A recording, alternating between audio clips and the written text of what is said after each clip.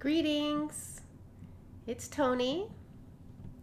Welcome back to those of you who joined me for my first episode of Tony Knows. I hope you enjoyed reflecting on what it is that you most want to bring to fruition.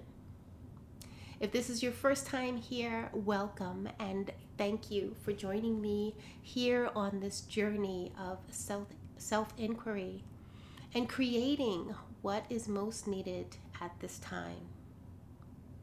I told you in that first episode that I would be sharing action steps that I'm taking in the face of fear to realize my dreams. I'm inviting you to do the same right alongside me. So here goes the first one.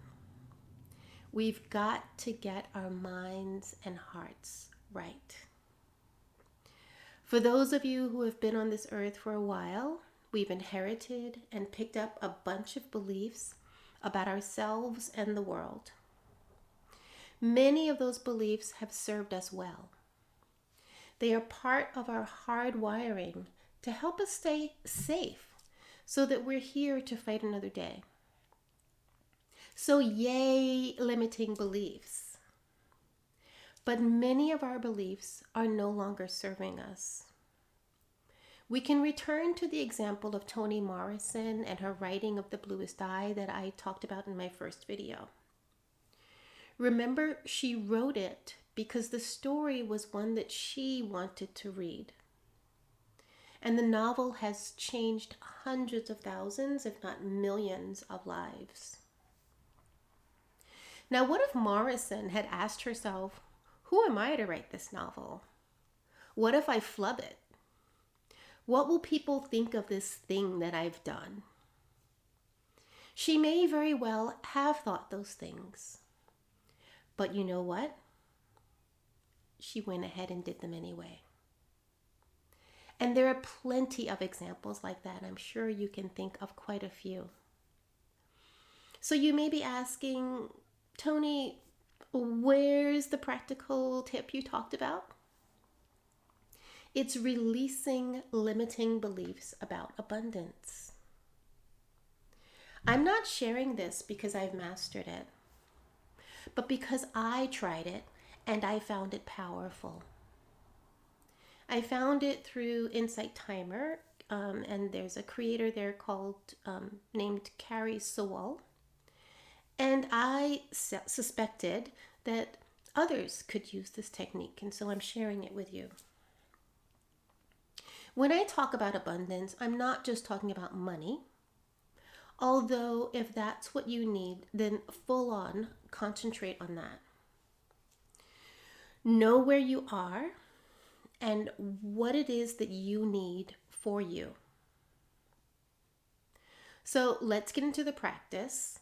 It's a cord cutting ritual for getting your mind right and your heart right. Find someplace comfortable to sit where you won't be disturbed for a few minutes. And here's what you'll need. A candle. You'll need a lighter. You'll need 2 pieces of paper. I just used Post-it notes.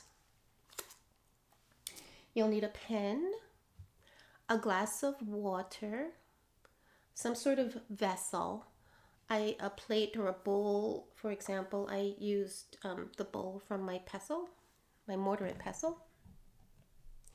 And if you don't want to deal with fire, or you're someplace where it would not be safe for you to do so, cool, please don't. You can choose to rip the paper into tiny pieces when the time comes and just dispose of it. Put it into your recycling. Hit pause if you want to go and gather your supplies. So first you're going to light the candle.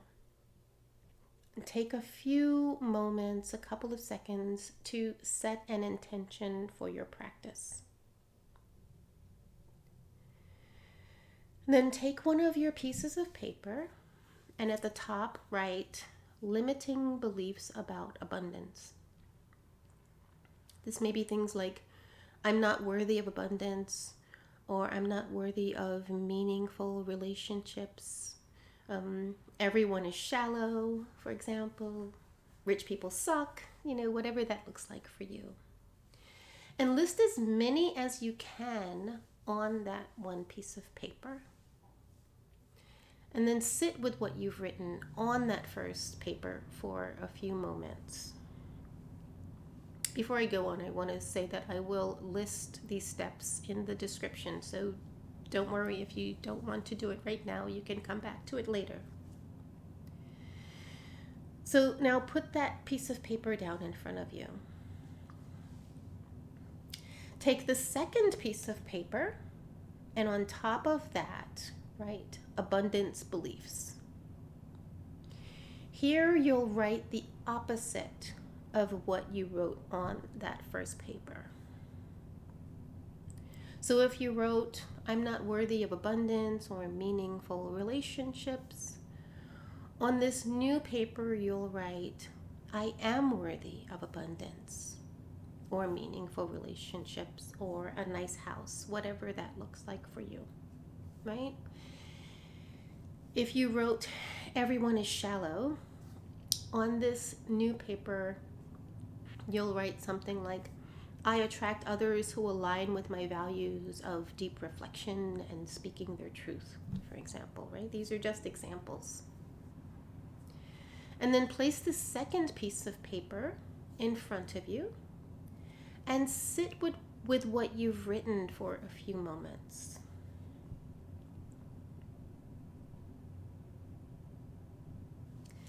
Now, turn your attention to that first paper where you've written your limiting beliefs and begin your cord cutting ritual. Putting your attention on that first paper, begin making scissor-like movements with your fingers or with your hands or with your arms, while focusing on each phrase. Keep going until you feel a shift in your energy. Or you can set a timer for maybe like 2 minutes, right? Especially if this is new to you, you may not feel it so much. And this feeling, the shift could be subtle, or it could be big. You might experience anger or resistance, or you could get a sense of relief or release. When you feel complete, take that paper that you've just cut energetically from yourself and light it on fire. Place it in the vessel that you have with it. So for me, I would put it in that mortar. The water that you have with you is to put out the flame before it gets out of hand. You do not want to cause any harm. Once that's done, take the paper with the affirmations and put it someplace where you can return to it. That could be your mirror or in your planner, your day planner. It could be on your refrigerator, wherever you'll be able to see it. Now, while restating your intentions for your practice, the one that you started out with when you lit your candle, either blow it or snuff out your candle.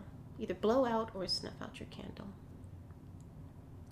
And then go on about the rest of your day or evening. Let me know in the comments how it went for you. Thank you for being on this journey with me. And until next time, go well.